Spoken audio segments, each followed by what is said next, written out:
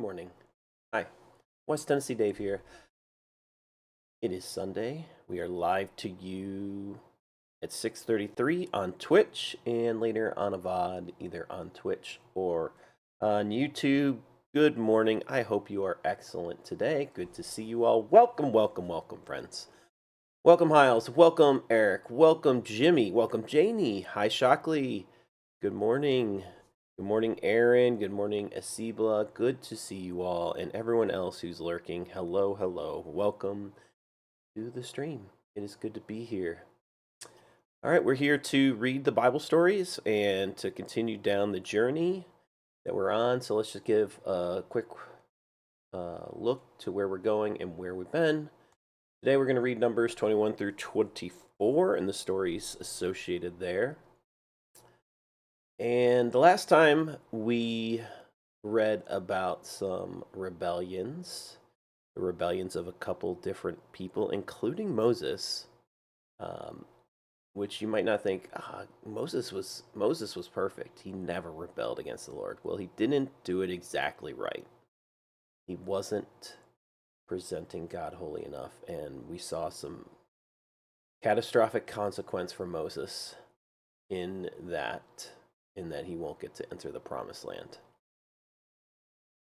So we're still out in the wilderness now, and these people haven't exactly learned the lesson that we shouldn't complain. And so there we go. That's where we're at. We got 2.5 million people out in the desert trying to figure it out, or not the desert, the wilderness, trying to figure out where to get water, how to eat this manna, how to not complain, and how to trust God. So let's go see what today's readings have for us. Take a sip of the hot chocolate since we're off the caffeine. Okay, good. Here we go. The Canaanite king of Arad, who lived in the Negev, heard that the Israelites were approaching on the road through Ethereum. So he attacked the Israelites and took some of them prisoners. Then the people of Israel made this vow to the Lord: if you will hand these people over to us, we will completely destroy all their towns. The Lord heard the Israelites' request and gave them victory over the Canaanites. The Israelites completely destroyed them and their towns, and the place has been called Hormah ever since. Then the people of Israel set out from Mount Hor, taking the road to the Red Sea to go around the land of Edom.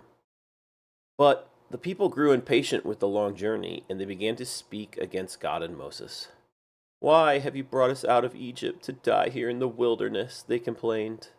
"There is nothing to eat here and nothing to drink, and we hate this horrible manna." So the Lord sent poisonous snakes among them, and many were bitten and died. Then the people came to Moses and cried out, "We have sinned by speaking against the Lord and against you. Pray that the Lord will take away the snakes." So Moses prayed for the people. Then the Lord told him, "Make a replica of a poisonous snake and attach it to a pole.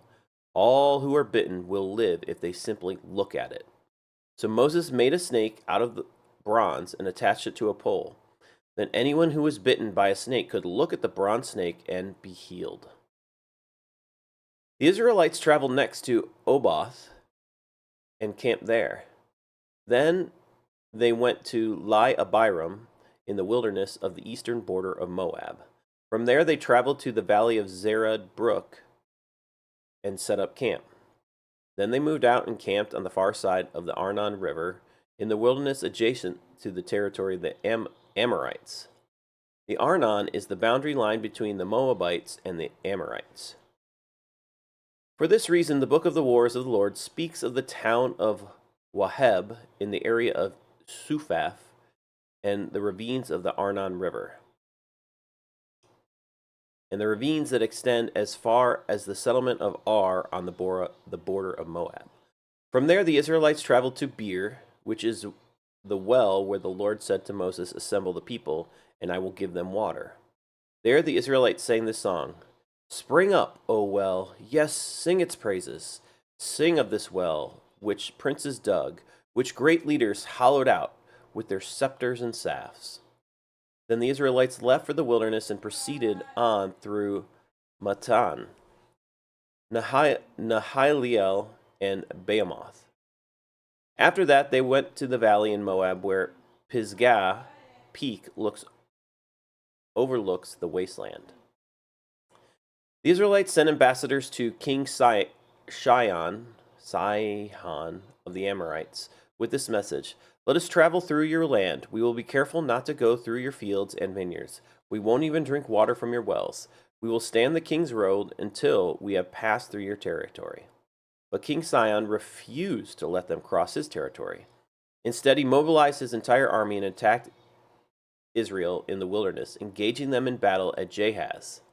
But the Israelites slaughtered them with their swords and occupied their land from the Arnon River to the Jabbok River. They went only as far as the Ammonite border because the boundary of the Ammonites was fortified.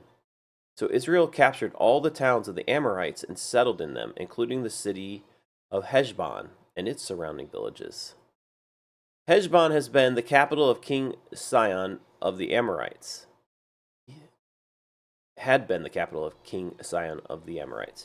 He had defeated a former Moabite king and seized all his land as far as the Arnon River. Therefore, the ancient poets wrote this about him: "Come to Heshbon, and let it be rebuilt. Let the city of Sihon be restored. A fire flame forth from Heshbon, a blaze from the city of Sihon. It burned the city of Ar in Moab. It destroyed the rulers of the Arnon heights. What sorrow awaits you, O people of Moab? You are finished, O worshippers of Chemosh. Chemosh has left his sons as refugees, his daughters as captives of Sihon, the Amorite king. We have utterly destroyed them from Heshbon to Dibon. We have completely wiped them out as far away as Nophaph and Medeba." So the people of Israel occupied the territories of the Amorites. After Moses sent men to explore the Jazer area, they captured all the towns in the region and drove out the Amorites who lived there. Then they turned and marched up the road to Bashan. But King Og of Bashan and all his people attacked them at Edrei. The Lord said to Moses, "Do not be afraid of him, for I have handed him over to you, along with all his people and his land. Do the same to him as you did to King Sihon of the Amorites, who ruled in Heshbon." And Israel killed King Og, his sons, and all his subjects. Not a single survivor remained. Then Israel occupied the land. Then the people of Israel traveled to the plains of Moab and camped east of the Jordan River across from Jericho. Balak, son of Zippor, the Moabite king, had seen everything the Israelites did to the Amorites.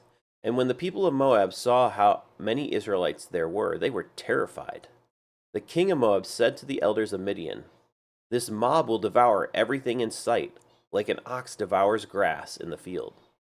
So Balak, king of Moab, sent messengers to call Balaam, son of Beor, who was living in the native land of Pethor, near the Euphrates River. His message said, "Look, a vast horde of people has arrived from Egypt. They cover the face of the earth and are threatening me. Please come and curse these people for me, because they are too powerful for me. Then perhaps I will be able to conquer them and drive them from the land. I know that blessings fall on any people you bless, and curses fall on people you curse." Balak's messengers went, who were elders of Moab and Midian, set out with money to pay Balaam to place a curse upon Israel. They went to Balaam and delivered Balak's message to him. "Stay here overnight," Balaam said. "In the morning I will tell you whatever the Lord directs me to say." So the officials of Moab stayed there with Balaam. That night God came to Balaam and asked him, "Who are these men visiting you?" Balaam said to God, "Balak, son of Zippor, king of Moab, has sent me this message. Look, a vast horde of people has arrived from Egypt, and they cover the face of the earth. Come and curse these people for me. Then perhaps I will be able to stand up to them and drive them from the land." But God told Balaam, "Do not go with them. You are not to curse these people, for they have been blessed." The next morning Balaam got up and told Balak's officials, "Go on home. The Lord will not let me go with you." So the Moabite officials returned to King Balak and reported, Balaam refused to come with us. Then Balak tried again. This time he sent a larger number of even more distinguished officials than those he had sent the first time. They went to Balaam and delivered this message to him. This is what Balak, son of Zippor, says. Please don't let anything stop you from coming to help me. I will pay you very well and do whatever you tell me. Just come and curse these people for me. But Balaam responded to Balak's messengers. Even if Balak were to give me his palace filled with silver and gold, I would be powerless to do anything against the will of the Lord my God. But stay here one more night, and I will see if the Lord has anything else to say to me. That night God came to Balaam and told him, Since these men have come for you, get up and go with them, but do only what I tell you to do. So the next morning Balaam got up, saddled his donkey, and started off with the Moabite officials. But God was angry that Balaam was going. So he sent the angel of the Lord to stand in the road to block his way.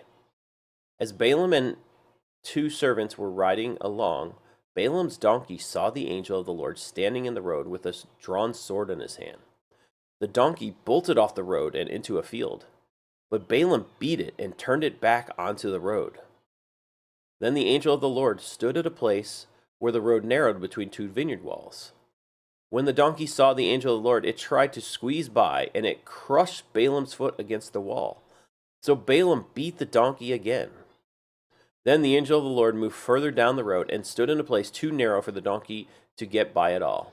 This time, when the donkey saw the angel, it laid down under Balaam. In a fit of rage, Balaam beat the animal again with his staff. Then the Lord gave the donkey the ability to speak. What have I done to you that deserves your beating me 3 times? It asked Balaam. You have made me look like a fool, Balaam shouted. If I had a sword with me, I would kill you. But I'm the same donkey you have ridden all your life, the donkey answered. Have I ever done anything like this before? No, Balaam admitted. Then the Lord opened Balaam's eyes, and he saw the angel of the Lord standing in the roadway with a drawn sword in his hand. Balaam bowed his head and fell face down on the ground before him. Why did you beat your donkey those 3 times? The angel of the Lord demanded. Look, I have come to block your way because you are stubbornly resisting me. 3 times the donkey saw me and shied away. Otherwise, I would have certainly killed you by now and spared the donkey. Then Balaam confessed to the angel of the Lord, I have sinned. I didn't realize you were standing in the road to block my way. I will return home if you are against my going. But the angel of the Lord told Balaam, Go with these men, but say only what I tell you to say. So Balaam went on with Balak's officials. When King Balak heard that Balaam was on his way, he went out to meet him at a Moabite town on the Arnon River at the farthest border of his land. Didn't I send you an urgent invitation? Why didn't you come right away? Balak asked Balaam. Didn't you believe me when I said I would reward you richly? Balaam replied, Look, now I have come, but I have no power to say whatever I want. I will speak only the message that God puts in my mouth. Then Balaam accompanied Balak to Kiriath Huzoth, where the king sacrificed cattle and sheep. He sent portions of the meat to Balaam and the officials who were with him. The next morning Balak took Balaam up to Baalamoth Baal. From there he could see some of the people of Israel spread out below. Then Balaam said to the king, Balak, build me 7 altars here, and prepare 7 young bulls and 7 rams for me to sacrifice. Balak followed his instructions, and the 2 of them sacrificed a young bull and a ram on each altar. Then Balaam said to Balak, Stand here by your burnt offerings, and I will go to see if the Lord will respond to me. Then I will tell you whatever he reveals to me. So Balaam went alone to the top of a bare hill, and God met him there. Balaam said to him, I have prepared 7 altars, and have sacrificed a young bull and a ram on each altar. The Lord gave Balaam a message for King Balak. Then he said, Go back to Balak and give him my message. So Balaam returned and found the king standing beside his burnt offerings with all the officials of Moab. This was the message Balaam delivered. Balak summoned me to come from Aram. The king of Moab brought me from the eastern hills. Come, he said, curse Jacob for me. Come and announce Israel's doom. But how can I curse those whom God has not cursed? How can I condemn those whom the Lord has not condemned? I see them from the cliff tops. I watch them from the hills. I see a people who live by themselves, set apart from other nations. Who can count out Jacob's descendants, as numerous as dust? Who can count even a fourth of Israel's people? Let me die like the righteous. Let my life end like theirs. Then King Balak demanded Balaam, "What have you done to me? I brought you to curse my enemies. Instead, you have blessed them." But Balaam replied, "I will speak only the message that the Lord puts in my mouth." Then King Balak told him, "Come with me to another place. There you will see another part of the nation of Israel, but not all of them. Curse at least that many." So Balak took Balaam to the plateau of Zophim on Pisgah Peak. He built 7 altars there and offered a young bull and a ram on each altar. Then Balaam said to the king, "Stand here by your burnt offerings, while I go over there to meet the Lord." And the Lord met Balaam and gave him a message. Then he said, "Go back to Balak and give him my message." So Balaam returned and found the king standing beside his burnt offerings with all the officials of Moab. "What did the Lord say?" Balak asked eagerly. This was the message Balaam delivered. "Rise up, Balak, and listen. Hear me, son of Zippor. God is not a man, so he does not lie. He is not human, so he does not change his mind. Has he ever spoken and failed to act? Has he ever promised and not carried it through? Listen, I received a command to bless. God has blessed, and I cannot reverse it. No misfortune is in his plan for Jacob. No trouble is in store for Israel. For the Lord their God is with them. He has been proclaimed their king. God brought them out of Egypt. For them he is as strong as a wild ox. No curse can touch Jacob. No magic has any power against Israel. For now it will be said of Jacob, what wonders God has done for Israel. These people rise up like a lioness, like a majestic lion, rousing itself. They refuse to rest until they have feasted on prey, drinking the blood of the slaughtered."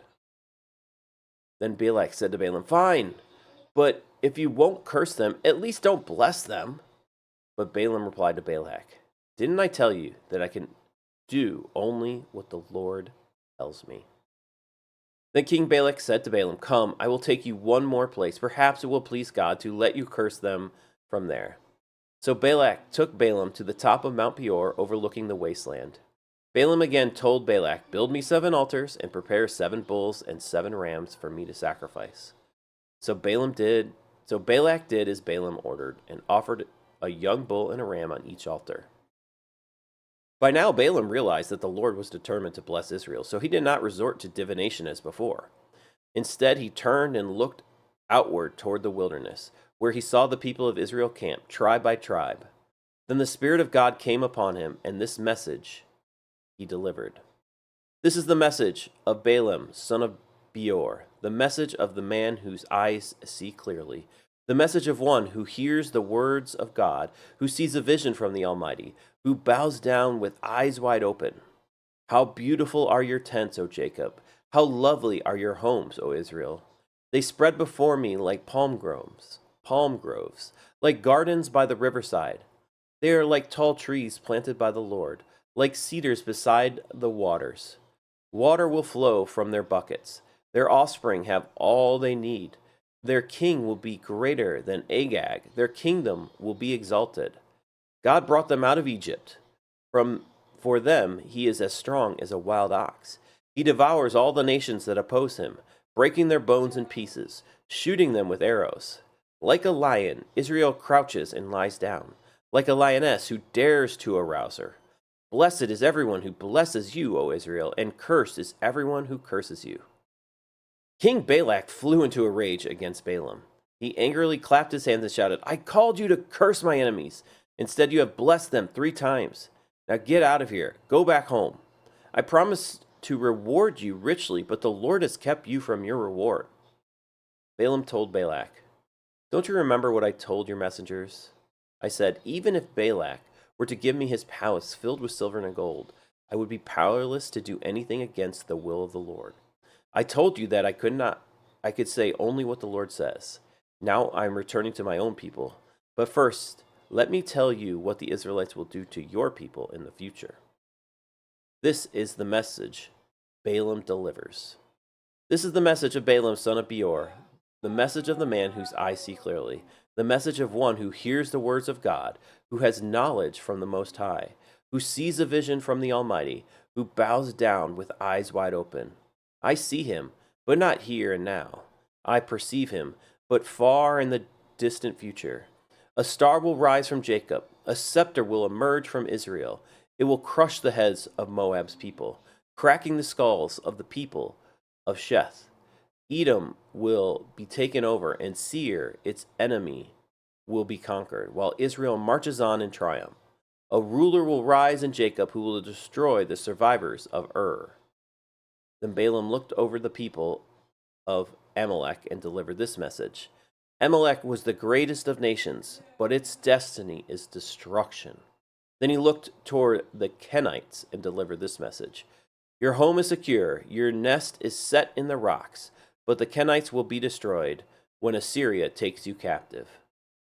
Balaam concluded his message by saying, Alas, who can survive unless God has willed it? Ships will come from the coast of Cyprus. They will oppress Assyria and afflict Eber, but they too will be utterly destroyed. Then Balaam left and returned home, and Balak also went on his way. All right. Good little reading and story today.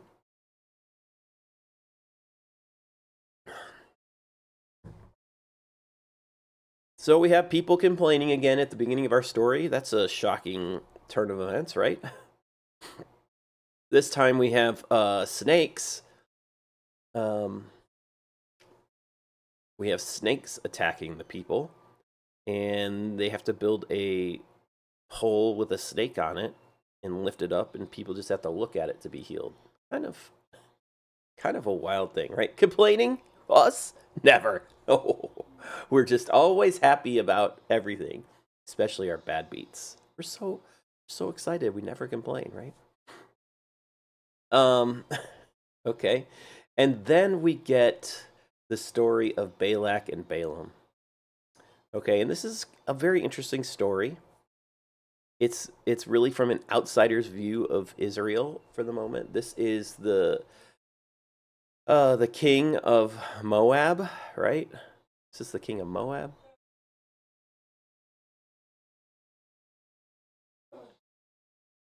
Knox says he handles them well. Oh, don't lie here, man. Don't lie. Don't lie. Anyway, so Balak and Balaam. Balaam is a diviner, if you will. I think that's probably the best way to describe him. And he is promised this money. He's promised wealth and notoriety. He's kind of excited about it, probably. But he's very diligent and says, look, I'm going to ask the Lord what he wants. And the Lord says, no, you can't go. Balak doesn't give up. He's like, I need help. He realizes he needs help. He feels like this isn't going to go well for him. So he's like, look, I really need this guy to curse. Like, that's what you're known for. Please come do it. Like, how much more promise do you need from me to know that I'm going to reward you richly? And Balaam's like, dude, this is my chance, right? So much. So often we as people are enticed like Balaam is here. This guy is offering so much money, and you're like, and he's asking you to do something that you normally do. But the Lord has said no. Well, let me ask again. Let's go see. Let's just ask again. So we ask, and the Lord says go. But then he kind of changes his mind, and we've seen this like story play out. I don't know if it's the Lord changes his mind or not necessarily, but the Lord basically just wants him to only say what the Lord says and not whatever he's used to saying, whatever the guy wants him to say. You have to say what I want you to say. And we kind of saw this message with we saw Jacob wrestling with God on his way back to his homeland. We saw Moses wrestling with God as he's going back to Egypt. All right, Knox, we'll see you later. And so this is not like an extraordinary event, but we see something extraordinary happen. So Balaam goes with this cohort of dignitaries, elders, important people from from Moabites here, and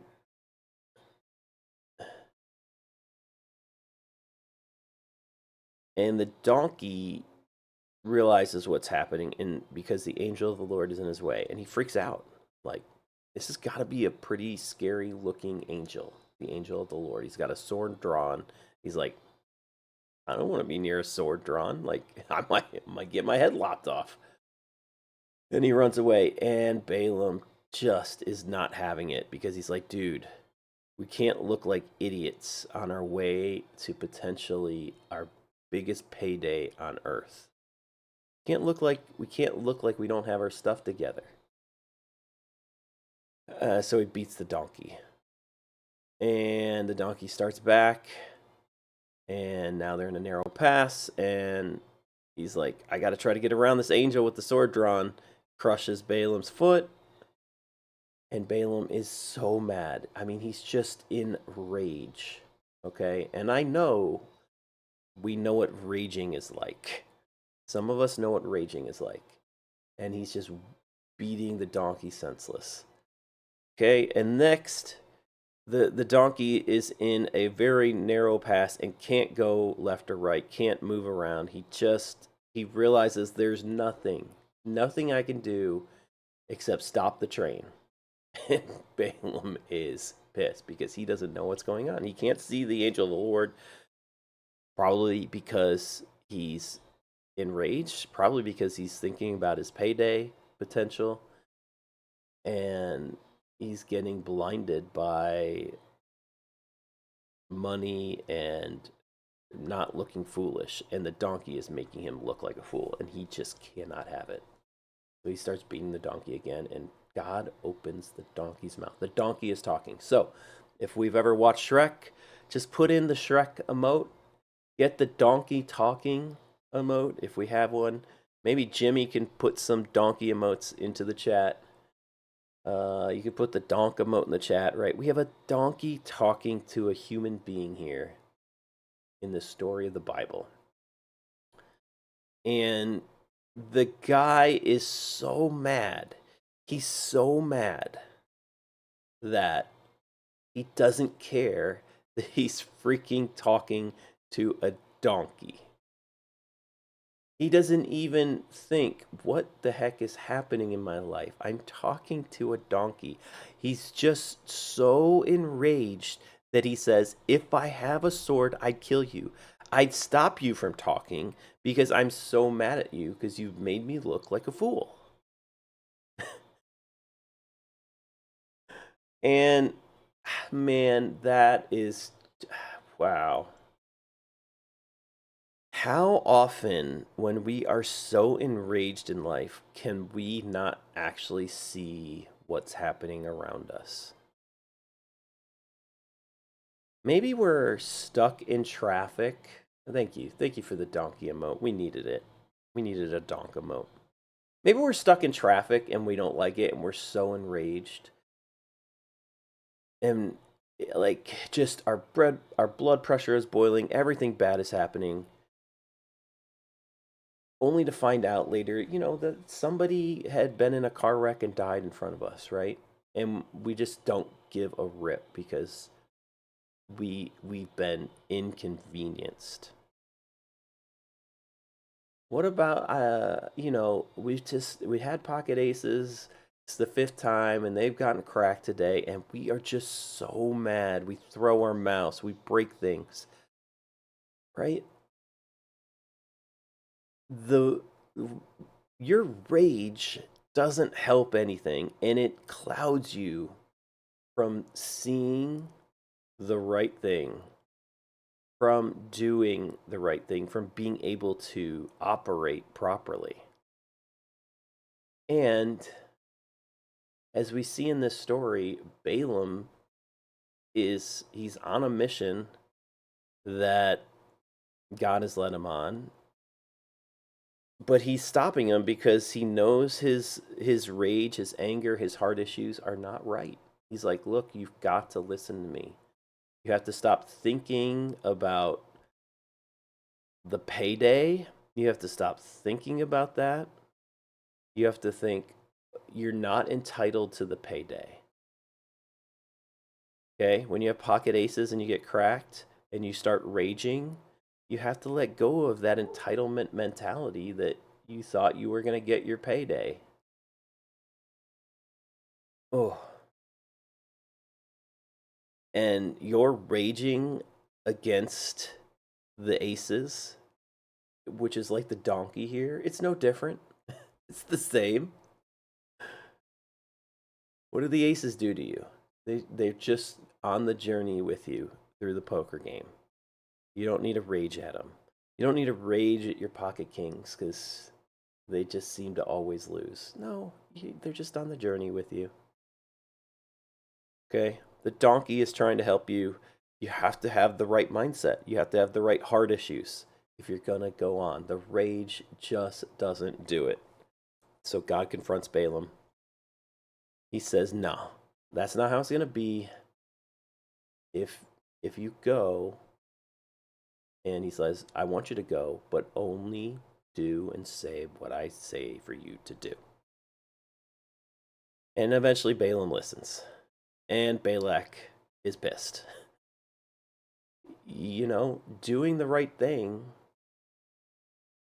and blessing somebody when somebody has asked you to curse, to stand up when Wicked says,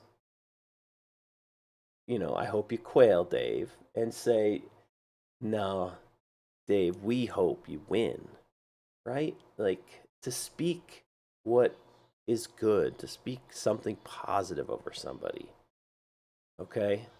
That's what God is calling here. He's calling for this positivity over the children of Israel, who he has already blessed. How can you curse something that's blessed?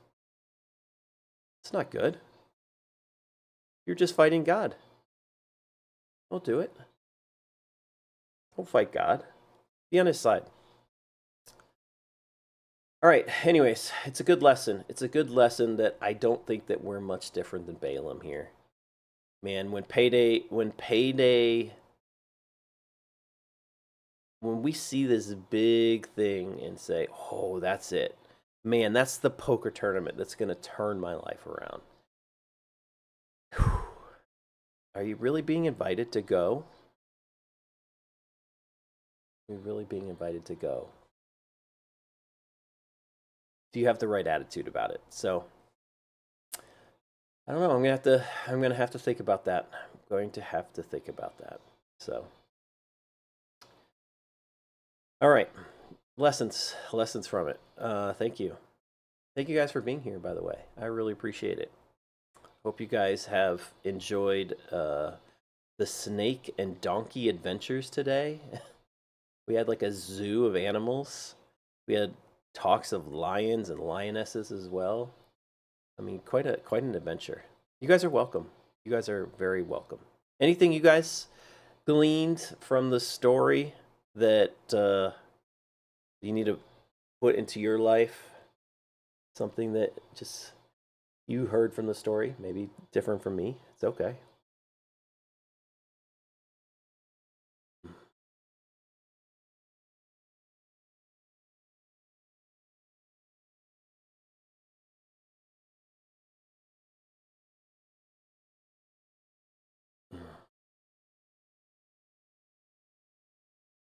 I know some of you are multitasking and playing some games, I think, as well,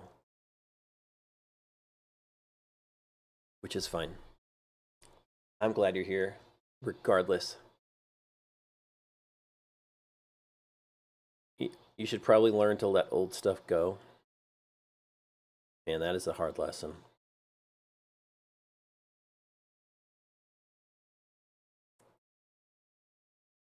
Uh,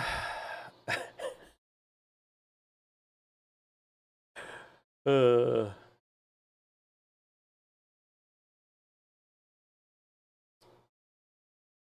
was Balaam driven by greed?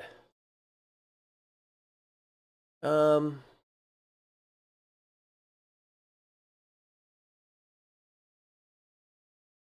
well, it's a good question, right?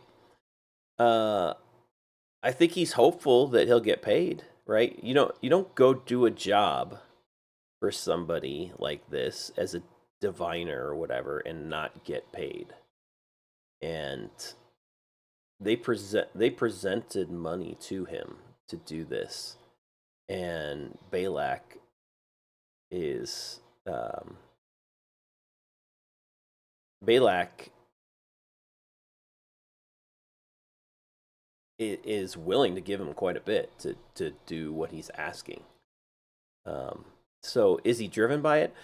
I don't know. I don't know why the Lord stands in his way. It's not really clear because we've seen this kind of same basic principle in some of the other stories, not just Balaam here, but Balaam was obedient, right? He brought the people in and says, let me find out, right? He at least does the right thing and finds out, and the Lord says, don't go with them. So and he's obedient and just lets it be, right? He doesn't get it, but they come back and he's like, look, God already told me no, but we'll ask again, I guess. If that's what you want, we'll ask again. And so they ask again, and now the Lord says go. So Balaam's like, okay, now I probably have permission, but he does get this other caveat that says don't say anything that I don't say to. Now, sometimes we get tested along the way. We saw this same story with Moses. Moses was told to go back to Egypt, and then all of a sudden, God starts wrestling him in the middle of the night and basically wants to kill him. And then we get this super random story of his wife basically circumcising their son and using that blood to satisfy. And we have no idea what that's about. God told him to go back, even though Moses kind of argues that I don't even want to go, but I'm doing what you want. I'm being obedient. So, right, we have that story. Jacob goes back because God told him to go back, and then he wrestles him in the middle of the night. So there is this wrestling out concept, I think, that God is really interested in. And so is it greed? What is he trying to wrestle out of Balaam here? What is he trying to really capture him to with this story? So he says go, and Balaam's kind of been obedient pretty much down the line. But you see him, you see the rage. He's driven by rage. He's driven by not looking like a fool, right? In the words that he spoke over the donkey who's talking to him, it says, "You have made me look like a fool." So that's what he doesn't want to look like a fool. Now, if a guy so think about this. You don't want to look like a fool, and somebody asks you to come and curse somebody, and that you're in the business of it, you know the drill, and you don't want to look like a fool, and God says bless them, that's going to look pretty foolish. Right? So maybe it's really just like you have to totally be surrendered to the process and not about the business of what you normally do. Right? And normally what he does is he curses, pretty easy gig, and he gets paid. right? But this time he's trying to follow the Lord, but he still doesn't want to look like a fool.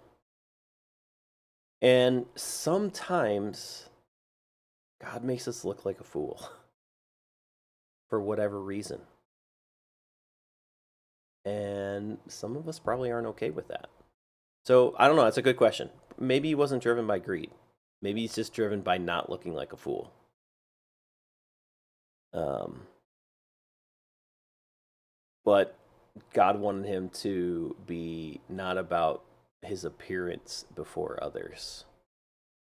So maybe it wasn't greed so much, but just the perception that others have of him. So probably makes more sense. And in that way, I think the same is true as well of us. Do we care what others think of us more than doing what we're called to do? Man, that's tough as well. Again, like as Balaam does, when we start raging against something, we see the areas of our life that need improvement. The things that we rage about don't bring about God's righteousness. They don't really bring about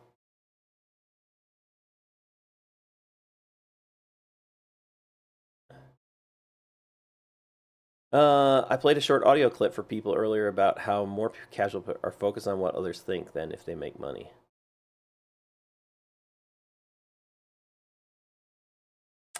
I mean, there you go. Like the same story that's told here right in the Bible, right? You see, the Bible can be very pertinent still if we apply it to our lives in the same way. You know, you might have to look foolish by bluffing some hands like 10-7 offsuit or whatever and not caring what others think. You might also have to do some other things differently as well. Okay?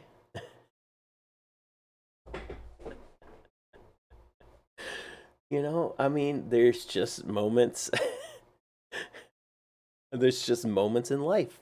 And we shouldn't rage against him. So we shouldn't rage when we bluff and they call us down. We shouldn't rage when they call us down with worse and get there. Like that's not helping. It's not helping our game. When others do us wrong and we rage, what does that really say? What does that really say about us? I mean, this is going to be tough. This is going to be a tough one to swallow, but if somebody makes you mad and you give into that rage or anger, it just says more about you. You're giving extra control over your life to somebody else.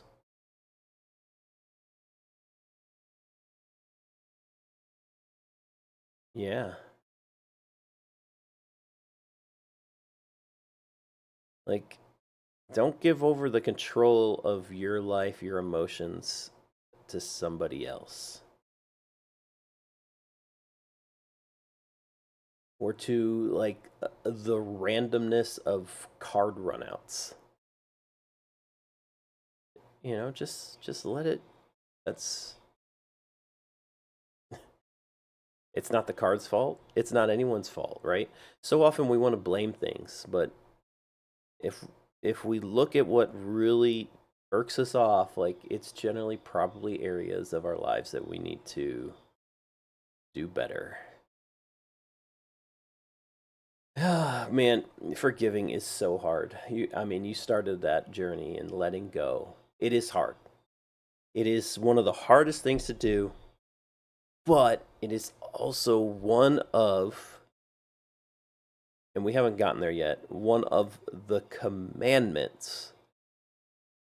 It's one of the commandments of the New Testament that is so important. because there's a caveat to not doing it. And the caveat is, if you don't forgive others, God won't forgive you. Yeah, that one's hard. And man, like, I want to be forgiven. You know, I've done bad things. Uh, I need to forgive others. So, man, that's tough. That's tough. Okay. And we might look foolish forgiving others. Sometimes forgiving doesn't necessarily mean bringing back somebody in your life that has really where you need a boundary. But forgiving means basically not dwelling and raging on it inside, letting go, giving that person back to God. They're God's, as you are. I give them back to you. I forgive them. You deal with them in whatever way you want to deal with them. Okay? Because you're dealing with me in whatever way you want to deal with me, and that's hard enough on me. Right? It's hard enough for me to deal with all the stuff that I need to work on. So, you take care of them and you take care of me, and I'll trust you. Okay, that's easy to say, hard to do. That's probably a good place to hang out with God on. Hard things to do are what God calls us to. This was a hard thing for Balaam to do. He was called to curse. Cursing, getting paid, man, easy job. let's do it, right, man. But go in front of somebody who's asked you to curse them and bless. That's hard. That's hard. You're going to look like a fool. They might scream and yell at you. You might not like that. So,